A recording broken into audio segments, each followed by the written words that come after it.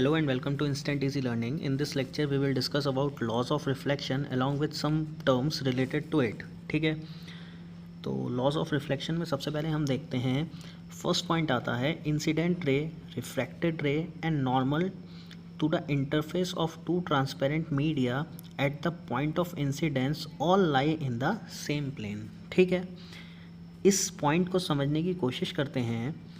तो ये मान लेते हैं हमारे पास कोई मीडियम है एंड ये हमारा नॉर्मल है. इसमें यहाँ पर मेरी कोई लाइट इंसिडेंट हुई एंड देन रिफ्लेक्ट बैक हुई. ठीक है, रिफ्रैक्ट हुई है, रिफ्लेक्ट बैक नहीं, रिफ्रैक्ट हुई है. ठीक है, तो यहाँ पर हमने करना क्या है, ये मेरी इंसिडेंट रे है, दिस इज़ माय रिफ्रैक्टेड रे.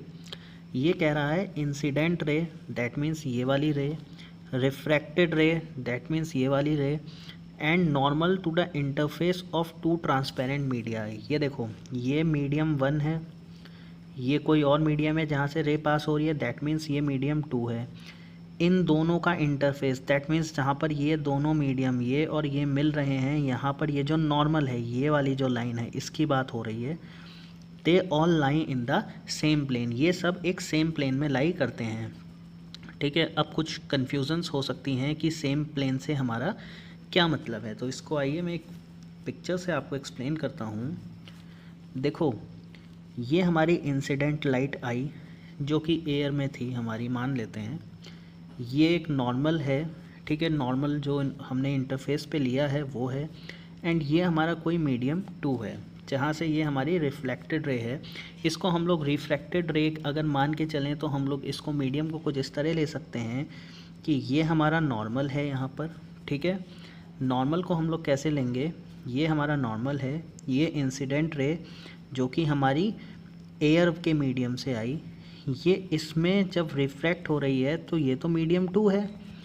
लेकिन अगर हम इस पूरे प्लेन की बात करेंगे तो देखो, प्लेन की एक्सिस की अगर मैं बात करता हूँ तो ये मेरी एक्स एक्सिस, ये मेरी वाई एक्सिस एंड ये मेरी जेड एक्सिस. सपोज दैट हमने ऐसा ले लिया. ठीक है, तो ये जितनी भी मेरी इंसिडेंट रे है या रिफ्रैक्टेड रे की, जो मैंने यहाँ पर ये रिफ्रैक्टेड रे की हम बात कर रहे हैं, ये पिक्चर में रिफ्लेक्टेड रे है, रिफ्रैक्टेड रे मैंने आपको यहाँ पर बनाकर दिखा दी. ये सब सेम प्लेन में ही लाई कर रहे हैं. ठीक है, प्लेन चेंज यहाँ पर नहीं हो रहा है. तो इस पॉइंट का सिंपल सा ये मीनिंग बनता है. ठीक, इसके बाद अगर बात करते हैं तो सेकंड मोस्ट इम्पॉर्टेंट कंसेप्ट आता है हमारे पास स्नेल्स लॉ का. ठीक है, स्नेल्स लॉ क्या कहता है, इसे समझते हैं. Ratio of sine of angle of incidence to sine of angle of refraction is a constant for a light of a given particular colour and for a given pair of media. ठीक है, इसका क्या मतलब है, इसे देखते हैं. इसको समझने के लिए हम लोग एक मीडियम ड्रॉ कर लेंगे. यहाँ पर इस मीडियम में ये बनाया मैंने नॉर्मल, एंड ये हमारी इंसिडेंट रे है, एंड ये हमारी यहाँ पर ये हमारी इंसिडेंट रे है, एंड ये हमारी रिफ्रैक्टेड रे है. ठीक है, अब यहाँ पर हमको पता है कि इंसिडेंट रे नॉर्मल के साथ जो एंगल बनाती है that is known as angle of incidence, and refracted ray normal के साथ जो एंगल बनाती है that is known as angle of refraction. ठीक है, इनके एंगल का अगर मैं साइन लेता हूँ तो वो हो जाएगा sign I over sign are. इनका अगर मैं रेशियो लेता हूँ that will be equal to some constant quantity. ठीक है, स्नेल्स लॉ का ये मतलब होता है. इसके बाद बात करते हैं रिफ्रैक्टिव इंडेक्स की. रिफ्रैक्टिव इंडेक्स क्या होता है. ठीक, it is defined as ratio of speed of light in a given pair of media. That means again ये कोई हमारा मीडियम 2 है. ठीक, एंड ये हमारा मीडियम 1 है जिसको हम लोग एयर ही मान के चलते हैं हमेशा.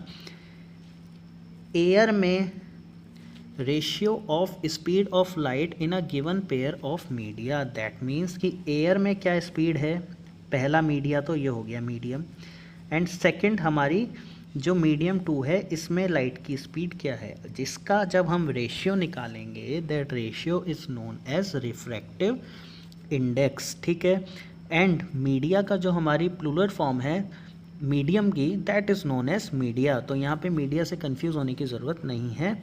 मीडियम 1 एंड मीडियम 2 की बात कर रहा हूँ, एक से ज़्यादा हैं तो मीडियम्स को हम लोग मीडियम्स ना बोल के मीडिया बोलते हैं, ठीक है, जनरल सी बात है। तो अगर रिफ्रैक्टिव इंडेक्स की बात करें तो इसको हम लोग ईटा से रिप्रेजेंट करते हैं, ठीक। इसको आप लोग एन से भी लिख सकते हैं, लेकिन इसको असली में हम लोग ईटा से रिप्रेजेंट करते हैं। दिस इज़ नोन एज ईटा, ठीक है। अभी इसको हम लोग यहाँ पर रिफ्रैक्टिव इंडेक्स से डिनोट कर रहे हैं। Velocity of light in medium 1 over velocity of light in medium 2, ऐसा जब हम लोग रेशियो निकालेंगे that ratio is known as refractive index, ठीक। अब कुछ टर्म्स की बात कर लेते हैं जो यहाँ पर आ जाती हैं। n21 that means eta 21 and eta 12, इसका क्या मतलब होता है, ठीक। तो सबसे पहले देखते हैं ईटा 21 को। ईटा 21 मीन्स सबसे पहले जो बाहर है इस वाले नंबर को लेंगे, ठीक है। तो अगर ईटा 21 की मैं बात करूं, this means speed of light in medium 1 over speed of light in medium 2, ठीक है। ये मीनिंग होता है हमारा ईटा 1-2 का। एंड क्या मीनिंग होता है हमारा ईटा 1-2 का, इसको भी देखते हैं। जब हमने ईटा 21 लिया था तो जो हमारा बाहर वाला था इसको हमने न्यूमरेटर में लिया था, ठीक है। अब सिमिलरली जब हम ईटा 1-2 की बात करेंगे तो यहाँ पर जो हमारा बाहर है इसको हम लोग न्यूमरेटर में लेंगे, दैट मीन्स 2 को हम न्यूमरेटर में लेंगे। तो यहाँ पर ईटा 1-2 की अगर हम बात करते हैं, this means speed of light in medium 2 over speed of light in what, in medium 1, ठीक है। ये मतलब होता है हमारा ईटा 21 एंड ईटा 1-2 का, ठीक है।